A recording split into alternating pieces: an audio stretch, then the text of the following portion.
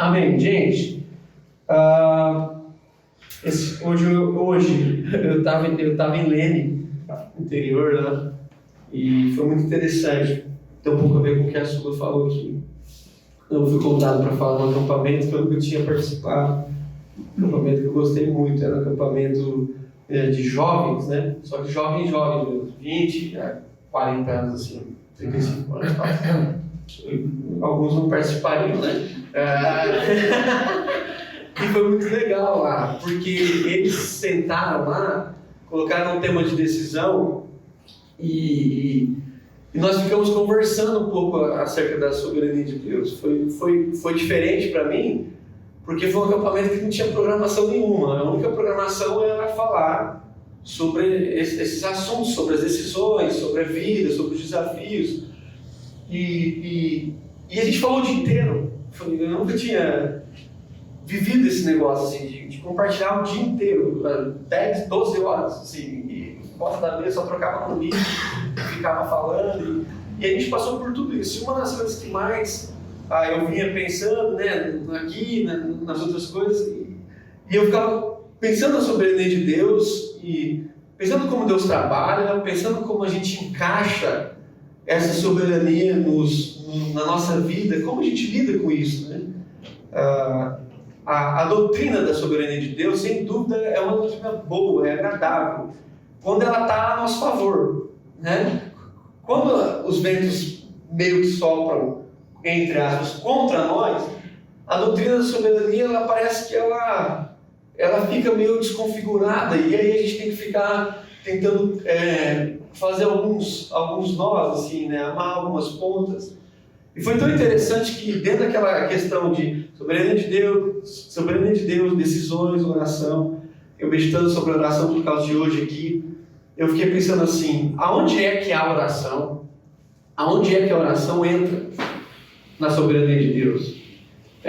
Em que lugar a oração está se nós cremos que Deus é soberano? E nós usamos a expressão óbvia, né? Que Deus, Ele sabe tudo, Ele pode tudo e Ele está em todos os lugares. Então pensa comigo, já que a gente vai ler o texto sobre oração. Como é que a gente pode convergir os nossos pensamentos a uma convicção onde, mesmo Deus sabendo de tudo, podendo tudo, estando em todos os lugares, aonde é que entra a nossa oração? Por que é que nós oramos? Por que é que Jesus começou o seu ministério em jejum e oração e terminou o seu ministério em jejum e oração? Por que Jesus orava? Por que várias vezes, quando o ministério de Jesus dava uns booms assim, muitas pessoas em volta dele, muitos milagres, por que ele se retirava? Qual é o princípio de Jesus, o Cristo, se ele como nós cremos aqui, a fundação do mundo, tudo está em Jesus? Jesus é a plataforma da existência? Se Jesus, que é a plataforma da existência, orava continuamente e se retirava a lugares desertos, algumas vezes levava os seus discípulos, mas muitas vezes ia sozinho, aonde é que a nossa vida entra na oração? Eu fiquei pensando, não sei se você fica pensando nisso, mas eu fiquei pensando. E eu li esse texto e eu creio que o Mateus, o capítulo 6, nós vamos ler aqui o versículo 5 até o versículo 8, eu creio muito que se nós entendermos o espírito do que Jesus está falando sobre oração, essas questões que às vezes ficam desamarradas, elas não são conectadas, elas são unas. A sensação que nós temos é isso aqui, que é uma coisa só, que Deus realmente governa a história. É impressionante, é impressionante. Eu estava lá no acampamento e o menino olhou para mim e falou assim, não, você é o Daniel? Eu falei, sou. Sou eu não. É meu nome, minha mãe me deu, sou eu. Ela falou assim, nossa, você foi pregar na minha igreja em 2010, lá em Campo Grande. Nossa, Campo Grande. Na mesma hora que essa menina falou, eu não sei se nós estamos todos sendo mapeados por uma potestade do mal do celular, não sei o que aconteceu, um cara de Campo Grande me mandou uma mensagem no WhatsApp, falando assim, eu postei uma foto e escreveu lá, nossa, que bom, achei você, me converti no acampamento 2010, Campo Grande. Eu falei assim, eu tenho um pouco de medo desse negócio. Eu fico meio calado. Falei, você fala, o cara tá estava lá em casa e falou assim, precisava comprar um secador. Primeira coisa que eu abri no celular foi um secador. Falei, tem alguém ouvindo a gente aqui. Mas nesse caso não. Nesse caso não. Lógico que não. Tem alguém ouvindo, né? Tá tudo bem aqui, tá bom? Fica aí. Então assim, nesse caso foi interessante, presta atenção. Porque o outro menino me falou assim, eu me converti nesse acampamento que você prega lá. E eu aqui no interior, contra o menino de lá, que de cá, aí comecei a ficar na casa, fiquei hospedado na casa de um cara que na verdade me conhecia da adolescência, e a prima dele era da minha igreja. Aí ele falou assim, nossa, era da igreja de Rio Preto, comecei a ficar com medo. Aí eu falei assim, cara, vocês estão me... tá tudo bem, vocês me trouxeram aqui na paz, né? As coisas começaram a se amarrar, eu pensei, meu Deus, assim, como Deus governa as coisas e as coisas vão se encaixando. Então, eu queria ler esse texto com você e pedindo que você se abrisse no seu entendimento, porque é um pouco óbvio do que a gente vai falar aqui hoje. Então, Mateus capítulo 6, versículo 5 até o versículo 9 diz assim: e quando orares, não sereis como os hipócritas, porque gostam de orar de pé, nas sinagogas e nos cantos das praças, para serem vistos dos homens. Em verdade vos digo que eles já receberam a recompensa. Tu, porém, quando orares, entra no teu quarto e, fechada a porta, orarás a teu Pai que está em secreto. E o teu Pai que vê em secreto te recompensará. E orando, não useis de vãs repetições, como gentios, porque presumem que pelo seu muito falar serão ouvidos. Não vos assemelheis, pois, a eles, porque Deus, o vosso Pai, sabe o que tendes de necessidade antes que lhes peçais. Amém? Até aqui. Nós estamos nessa série do Sermão do Monte e nós entramos no quarto bloco, né? Mas pensando no capítulo 6 aqui no segundo bloco, que é quando Jesus vai trabalhar 3 práticas da vida que nós chamamos da religiosidade moral. Nós chamamos assim, né? Por causa de 2 histórias, não fui eu que inventei. Que são 3 pilares da fé judaica, 3 práticas da fé judaica. Quais são elas? Dar esmola, orar e jejuar. Quando Jesus vai falar sobre esses 3 temas, Jesus não está procurando temas aleatórios. Jesus nunca faz coisas aleatórias, né? Ele sempre está no plano, num projeto uno, assim. E quando Jesus fala sobre esses temas, me parece que Jesus quer, de certa forma, ressignificar o que seria dar esmola, o que seria orar, o que seria jejuar. É estranho Jesus falar sobre oração com judeus que oram pelo menos 3 vezes por dia. Pelo menos 3 vezes por dia. Nós não oramos 3 vezes por dia. Não sei se você ora 3 vezes por dia, tirando as refeições. Eles não oram 3 vezes nas refeições. Eles têm períodos que eles param o dia para a oração. Então Jesus não está falando da quantidade, de quantas vezes nós temos que orar. Jesus ele vai falar como orar. Jesus não está falando se nós devemos orar, porque Jesus está falando com pessoas que oram. E aí é a mesma coisa da esmola. A primeira coisa que Jesus fala é, quando fores orar, então ele está pressuposto que Jesus está falando com pessoas que oram. Então, quando fores orar, e aí ele vai começar a sua exposição, vamos dizer assim, em relação à oração. E a primeira coisa que Jesus vai trabalhar, 2 coisas que Jesus vai trabalhar, é o que não fazer. Interessante. Como dos outros exemplos também. Jesus vai falar 2 coisas aqui que nós não podemos fazer, ou melhor, como não orar. A primeira dica que Jesus dá aqui no texto é que nós não devemos orar como os hipócritas. Já falamos isso aqui, mas como é repetir? O que são os hipócritas? São os atores, né? Então, hipócritas é um termo emprestado, Jesus usou emprestado. Hipócritas não é uma qualidade de religião, de qualidade de segmento judaico. Tem os fariseus, os saduceus e os hipócritas. Não, hipócritas é uma forma de viver teatral. A palavra hipócrita significa ator. Então hoje a gente poderia chegar no cara e falar hipócrita, que pega mal. Mas é um cara que representa alguém que não ele mesmo. Ele sempre está no personagem. Você conhece pessoas hipócritas que sempre está no personagem. Você nunca encontra com essa pessoa. Quantas vezes você está conversando com uma pessoa e a sensação que você tem é quando é que essa pessoa chega aqui? Uma vez eu reuni com uns meninos e a gente começou a falar de teologia, essas coisas, e aí eles começaram a falar algumas coisas, aí eu olhei para eles e falei assim, que hora vocês chegam? Porque vocês não vieram ainda, né? Não, nós estamos aqui. Eu falei, não, que hora vocês chegam? No personagem eu não quero. Eu não vou gastar meu tempo com personagens, o tempo é precioso. Se ficar assim, podem ir embora. Esse cara meio assustado. Eu falei assim, eu queria ver vocês. Tem alguém aqui que tem coragem de falar a verdade? Porque o mundo religioso é bastante assim. Então Jesus vai trabalhar uma ideia de que nós somos hipócritas. De que nós nos escondemos.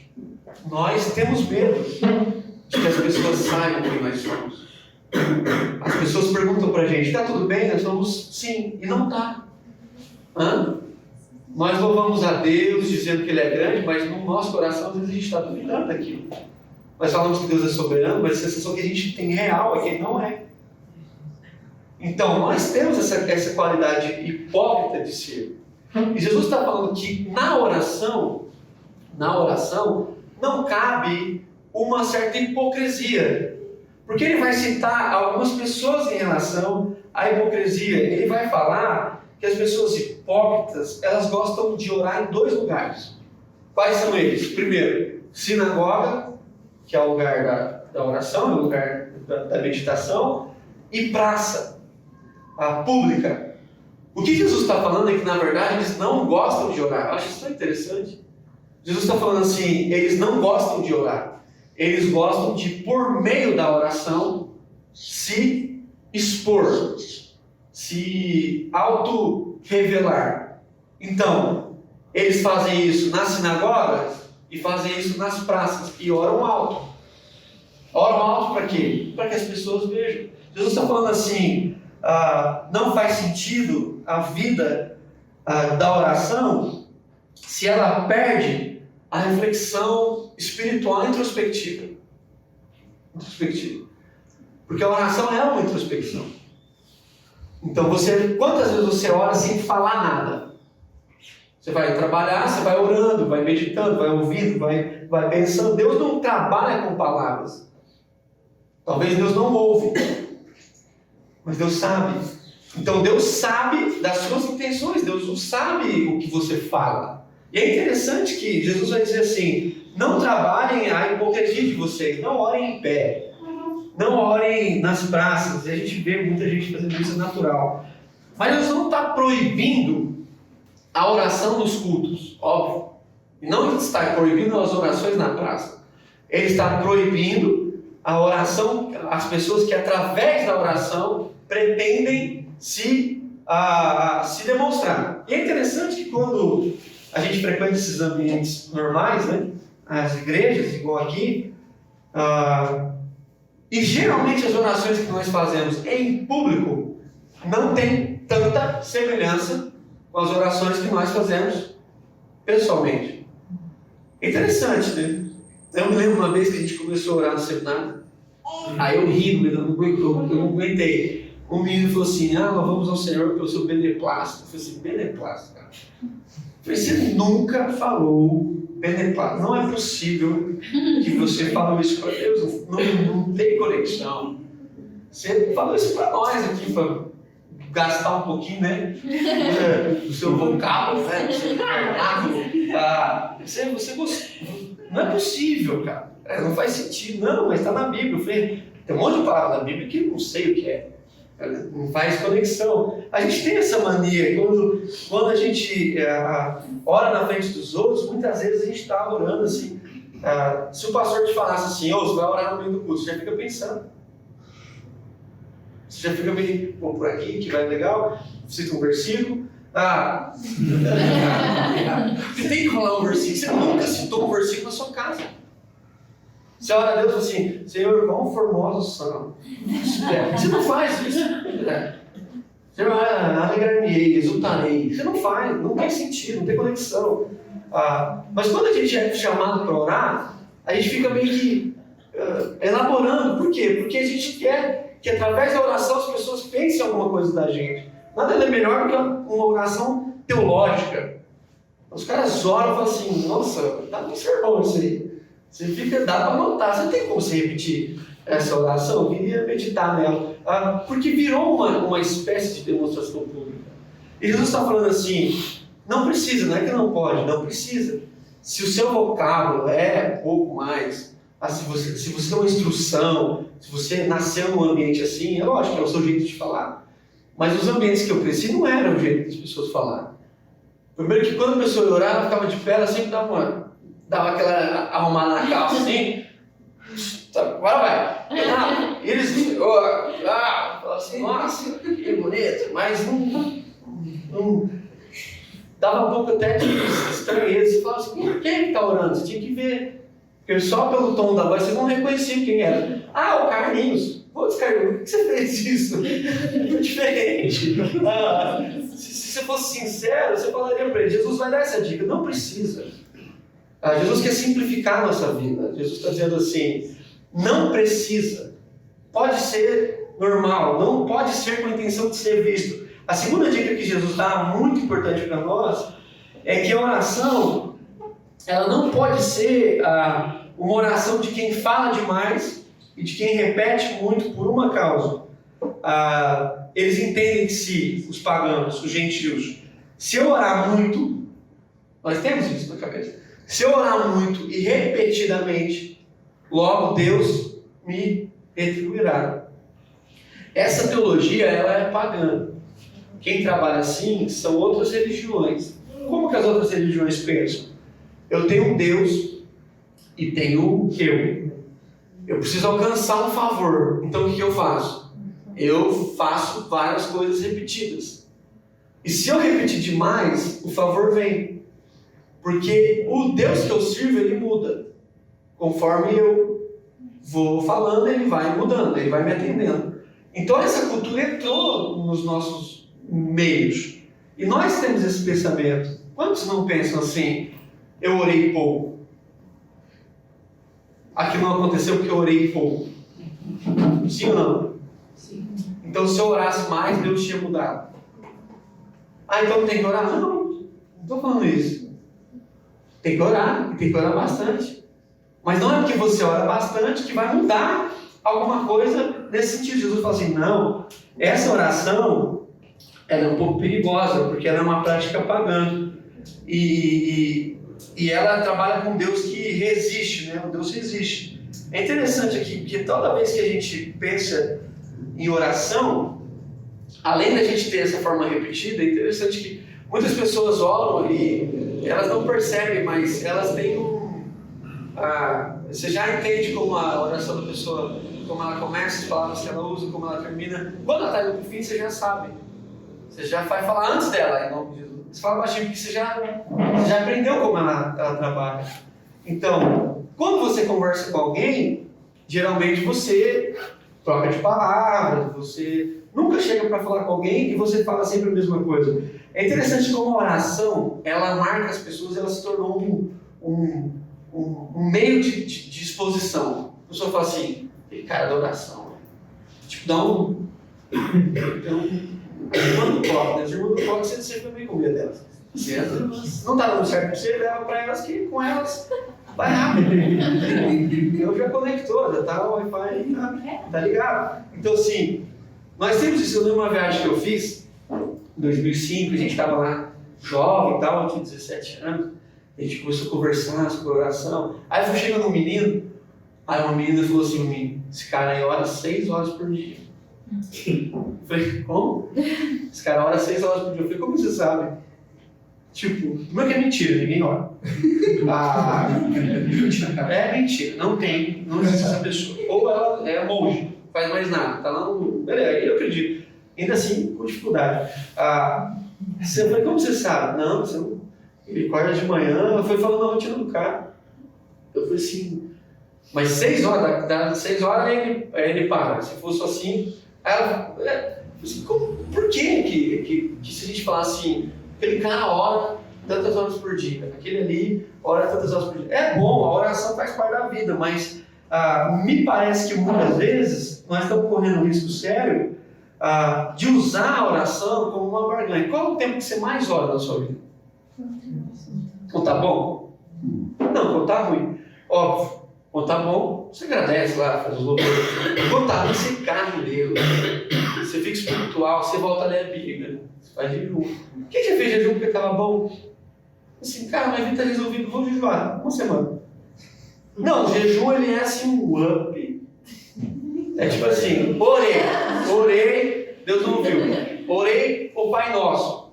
Fiz orações com o Pai Nosso. Deus não ouviu. Fiz vigília, Deus não ouviu. Fui pro monte, Deus não ouviu. Apelei. Vou fazer jejum. Porque o jejum é uma forma de constranger Deus. Né? Assim, se eu fizer um jejum, Deus fala assim, nada, tá sem comer, velho. Cara, tá sem comer. E a gente pega os horários de jejum meio propício, né?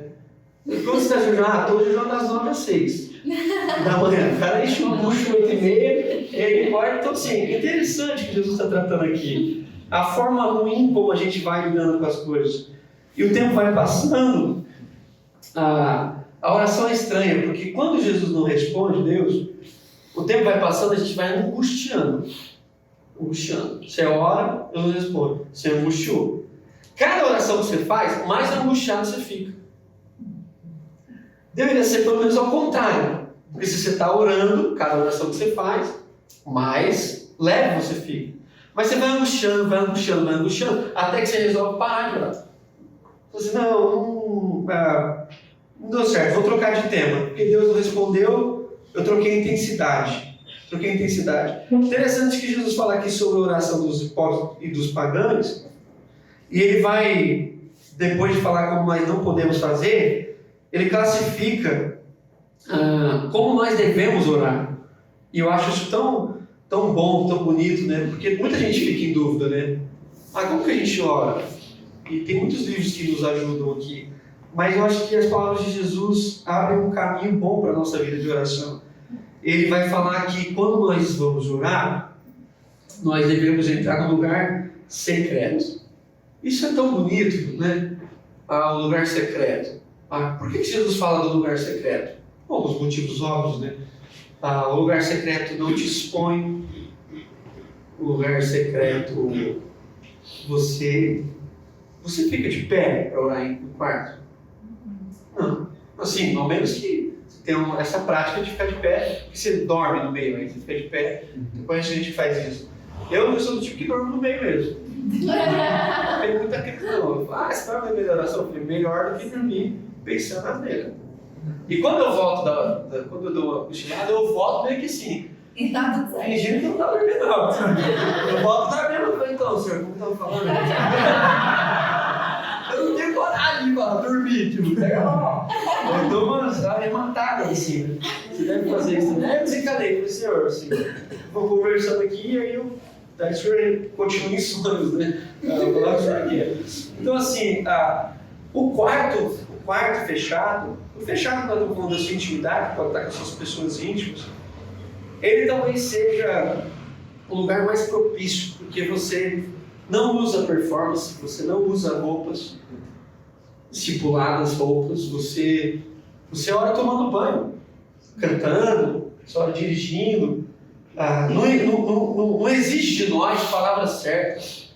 Quantas vezes você não está orando assim, Deus abençoe Deus, você meio que você mesmo já confunde, não tem como. Aí você meio que vacilou, você volta, se você fizesse na igreja, você ficaria frustrado. E aqui Jesus está falando assim, gente, não tem roupa, não tem lugar, mas tem uma consciência, porque eu não sabia disso, eu fiquei assustado com uma coisa que eu vou falar para vocês. A palavra que a gente traduz quarto, eu não sei como traduz na sua versão, tem alguma versão que traduz diferente, quando for os horários do quarto, a minha está quarto aqui.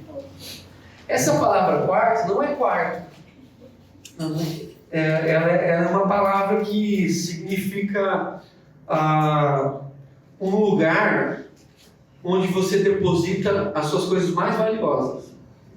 Eu não sabia disso. Quantas vezes eu isso aqui? Eu pensava que era no quarto lá. Se fosse quarto, seria confuso, porque senão você não poderia orar em outro lugar. Jesus está falando assim: quando vocês forem orar, entrem no lugar de uma consciência das coisas mais preciosas. É interessante. Onde é que as pessoas guardam as coisas mais preciosas? Eu não sei se você já pegou muito dinheiro na sua mão. Sim, R$300. Quando você entra com esse dinheiro na sua casa, se você ganha um anel, uma herança, eu já presenciei isso. Anel, essas joias. Você entra em casa assim, você fica assim, fica olhando, você sai também aqui, aí você tranca a porta, mas se você, se tiver alguém aqui, tranquei. Aí você já começa, aí você vai pro quarto, você entra no quarto, tranca. Aí muitas casas de ricos, quase todas, tem um fundo falso no armário, se bater assim que abre. E tem um quarto lá, tem um quarto dentro do armário. É óbvio, mas tem que trocar de lugar. Aí esse quarto é o lugar que o cara entra e ele guarda as coisas valiosas dele. Pode ser, essa expressão não significa apenas um quarto, pode ser uma caixa, pode ser qualquer coisa onde você deposita as suas coisas valiosas. Eu tenho um amigo que ele tem a gaveta, ele chama gaveta da sentimentalidade. Ele guarda todas as coisas assim. O guardanapo, quando a gente viajou, não sei pra onde, a roupa do Vintage, ele guarda, tá tudo lá, na camiseta que a gente roubou, tá tudo naquela caixa. É o lugar. Eu achei isso tão interessante porque isso me salvou num aspecto, porque a oração vai ganhar outro aspecto para mim, que me salvou e me deixou um pouco mais em crise. Porque Jesus está dizendo assim, a oração, ela deve estar no lugar mais precioso da sua vida. Meu Deus! Ao mesmo tempo que isso é bonito, porque a vida é poética, ela tem a sua beleza, quando eu fui para a vida real e percebi que a oração está longe desse ambiente, ela não está nem na sala, colocar assim, ela está nos ambientes de culto, está em algum outro lugar, quando você liga para alguém, a pessoa precisa de uma oração, e as pessoas estão ficando assim com a oração. O menino chegou em mim no acampamento e falou assim: pastor, estou com uma dúvida, queria que você me ajudasse, tem como você orar? Eu falei: orar do quê?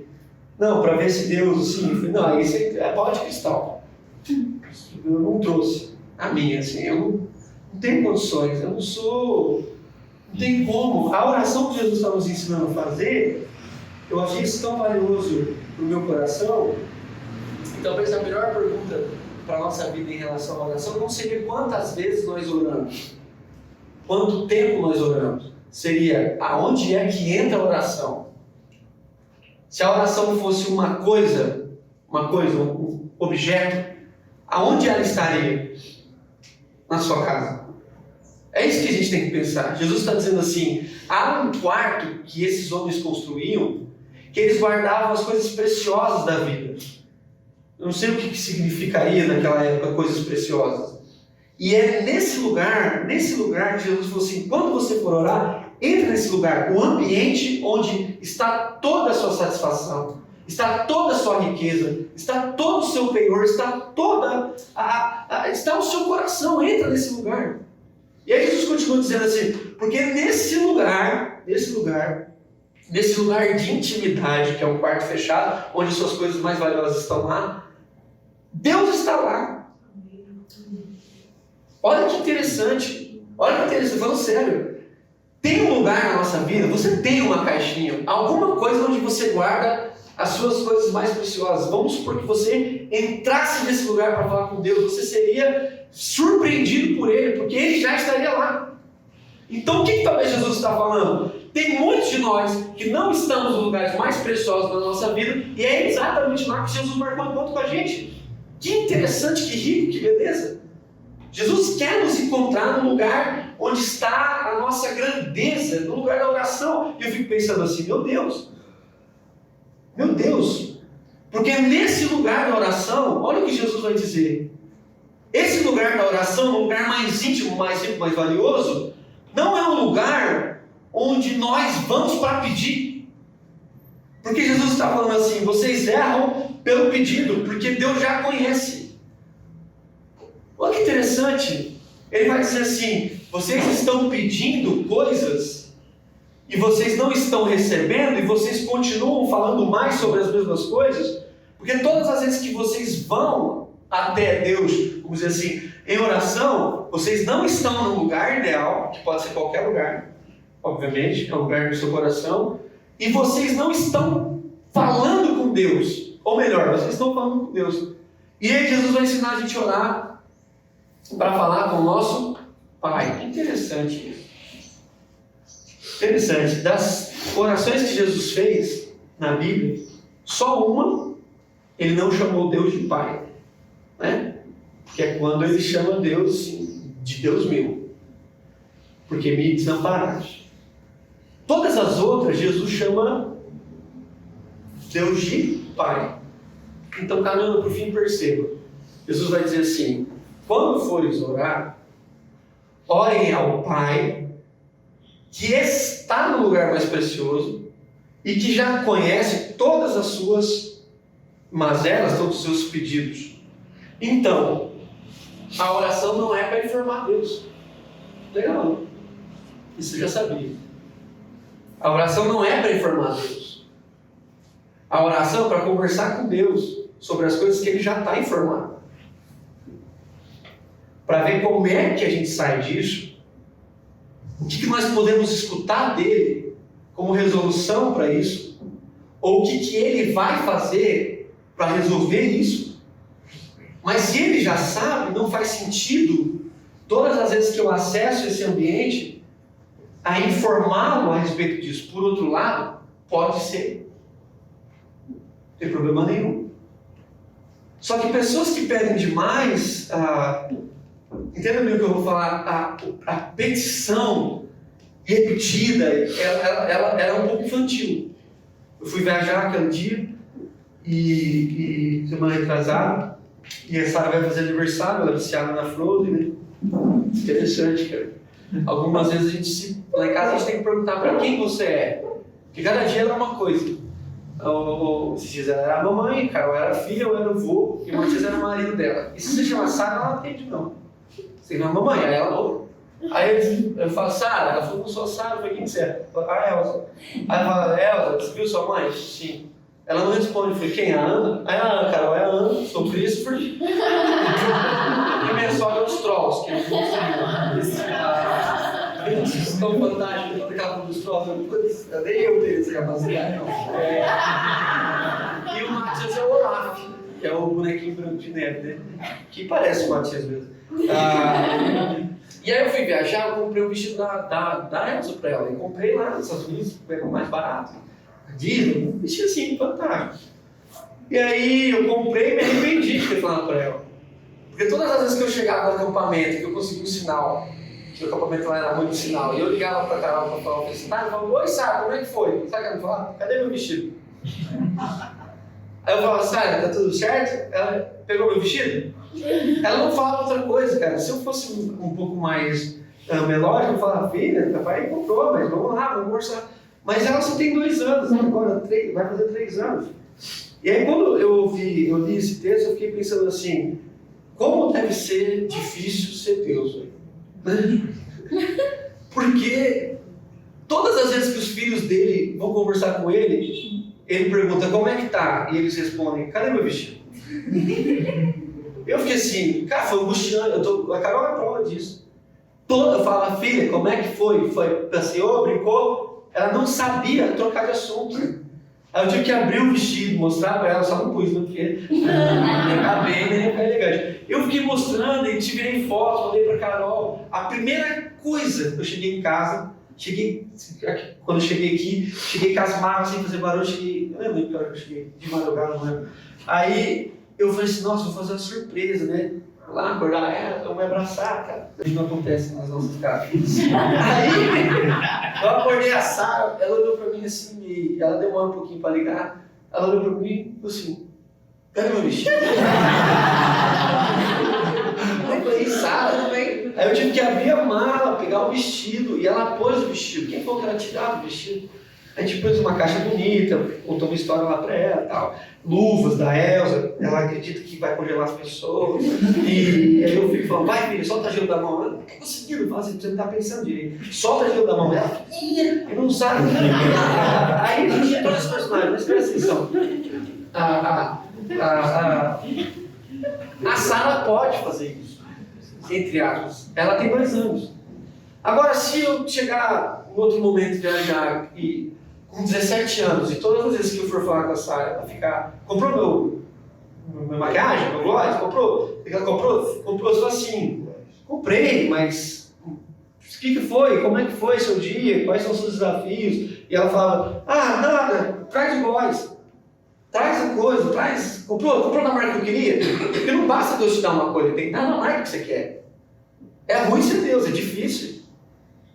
Porque Ele vai fazendo as coisas para ter uma família, e a sua família vai tratando como um gênio da lâmpada. Então por que serve a oração?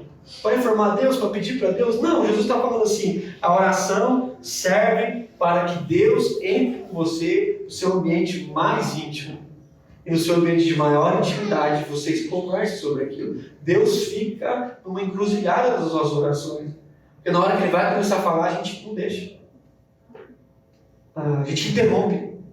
Porque na verdade, nós não precisamos ouvir o que Deus tem para falar para a gente. A gente quer falar coisas para Ele. Vou fazer um exercício rápido. E termina assim. Se Deus viesse aqui hoje, não é que Deus está aqui, não. Tipo assim, Deus, barba branca, Deus, arrumado. Toga. Cajadão, cara de bravo. E aí tá. Os anjos entrassem aqui, todos os anjos, Gabriel, pessoal assim, da elite. Entraram aqui. Os querubins voando, os negócios assim. Os anjos lá fora, o meu tronco. Tem tudo. Eles viessem aqui na doca. Então, uma agenda ali, vamos lá na doca. Interessante. Aí Deus ficava lá na porta, porque só entra com os tentar de tapete, a gente fazia um louvor, porque também não ia entrar sem, a gente cantava as músicas por ele. E ele ia cantando, a gente ia cantando, ele ia entrando, os diáconos, os anjos, colocava uma cadeira aqui, tirava tudo, né, porque Deus não fica perto dos instrumentos. E aí ficava só aqui num trono, a gente arrumava uma poltrona lá, a poltrona das crianças, botava aqui. Se Deus viesse aqui, você não deixava ele sentar nessa cadeira, nunca. Você ia pegar uma poltrona, ele sentou na poltrona. Aí Deus deu aquele toque para os anjos saiu distribuindo uma folha sulfite. E aí um dos anjos distribuía folhas sulfites e outros anjos distribuíam caneta Bicos. Sim, estava carregando meio comprometido. Aí eles distribuíram para todos nós e Deus falou uma coisa só. Todos nós, todos vocês, vão ter 10 minutos para falar comigo a sós.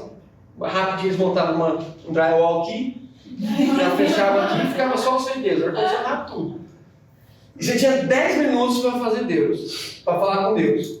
E só caneta, que só seu papel na mão. Aí os anjos organizando a fila, mulheres, grávidas e tal, e você ficava lá.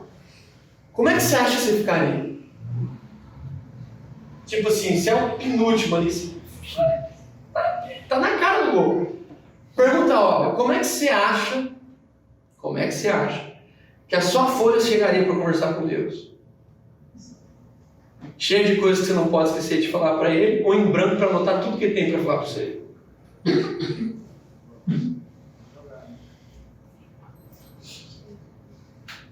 Então essa é a oração. Nós não estamos interessados no que Deus tem para falar para a gente. Nós queremos que Ele anote tudo que nós temos para falar com Ele. Alguns de nós assinaríamos, para Ele não correr o risco de não conhecer a nossa lei. E fala assim, Deus, eu estou te falando, mas leva a folha. Porque não sei, no meio ali, vai ser entre outra igreja e com o muro. Então olha que interessante, Jesus está nos convidando para uma coisa séria, que é orar na intimidade e junto com Deus, ouvir o que Ele tem e conversar com o nosso Pai, sem ficar perguntando, cadê meu presente? Onde está meu vestido? Cadê aquilo? Aquilo lá não chegou, o meu boleto, as coisas. Ele já sabe. Então eu queria orar aqui. Para terminar, nós vamos orar. E tentar resgatar o caráter da oração, o valor da oração e a motivação da oração. E desafiar você a ter uma semana de oração. Não vou fazer aqui campanha, faz parte da nossa agenda, mas deveria fazer. Deveria fazer. Nós somos a comunidade, como outras muitas, que não valorizam a oração. Valorizam a música, valorizam a palavra, vocês me valorizam. Vocês valorizam, vocês gostam de mim, que eu entrego, teoricamente, uma boa palavra. Mas nós deixamos de lado a oração, e isso é sério. Eu fiquei assustado quando eu vinha para cá hoje de carro. E aí eu meio que dormi, o Rafa veio dirigindo para mim. E eu fiquei lá assim, eu não dormi, mas eu fiquei assim, pensando, falando, meu Deus, onde é que nós estamos como igreja? Por que nós perdemos a vocação da oração? Por que isso não faz mais parte do nosso dia? Por que nós só pedimos? Por que nós só barganhamos? Por que nós... Entenda o que eu vou falar? Por que de certa forma nós prostituímos Deus? Então eu queria assim que em nome de Jesus a gente orasse nessa manhã, orasse de tarde, orasse de manhã, que você orasse pelos outros, orasse, pedisse, entregasse, apresentasse. Deus já sabe, você apresenta. A maioria das coisas que seus filhos te falam, você já sabia. Mas você ouve, e você fala, você gosta, é bom, é gostoso. Então eu queria orar nessa manhã, e queria que eu e você nessa semana tivéssemos tempos reservados, exclusivos, para a oração. Exclusivo, não pode ter mais nada. No celular, esquece. E aí você vai entrar no seu lugar secreto. Não confunda ambientes com lugar. Você vai acessar o lugar secreto do seu coração. E aí você vai descobrir que Deus está lá e você vai falar, mesmo que Deus já saiba. E ouvir de Deus. Ouvir de Deus. Deus fala, irmão. Deus fala sim ou não? Então o que nós escutamos? Carência de ouvir Deus. Mais carente de ouvir Deus, entre aspas, está Deus para nos falar. Porque a primeira coisa que Deus fez foi comunicar, e o verbo se fez carne, então Deus comunica. Então vamos orar abaixo da sua cabeça. Se você tem alguma coisa que você gostaria de colocar diante de Deus, você pode fazer isso. Está angustiado ou não, está alegre, feliz, quer orar, Deus possa nos abençoar. Pai, nessa manhã nós queremos entender do Senhor a sua palavra. Eu sei que eu sou obviamente limitado para compreender a profundidade do que significa a oração. O Senhor está tratando o coração de pessoas que oravam pelo menos 3 vezes por dia, e muitos de nós estamos distantes disso. Então nós não queremos confundir quantidade, nós não queremos confundir local, mas nós queremos entender do Senhor o que é que significa entrar nesse ambiente de valor e ouvir o Senhor nesse lugar. Que as nossas folhas possam estar um pouco mais brancas. Não tem problema, de vez em quando a gente faz uma anotação mesmo. A gente quer falar coisas para o Senhor, mas que o nosso desejo de oração também seja ouvi-lo como um pai. Nada é melhor para nós que temos pais vivos sentar e ouvir histórias. Sentar e ouvi-los, mesmo que mais velhos ou mais novos. Todas as pessoas sadias gostam de estar com seus pais. É bom. E nós queremos, assim, em nome de Jesus, trabalhar essa espiritualidade no nosso coração. Que as nossas orações amadureçam. Sejamos mais como crianças. Que cada dia mais a gente apresente o nosso coração, um lugar mais secreto. E que nesse lugar o Senhor revele a sua vontade, nós ouçamos a tua palavra e saiamos dessa condição da mesmice, que fala sempre a mesma coisa e cada vez mais alto, para ver se o Senhor escuta. Que no silêncio, que no secreto, o Senhor nos escute, que nós escutemos o Senhor no nome de Jesus.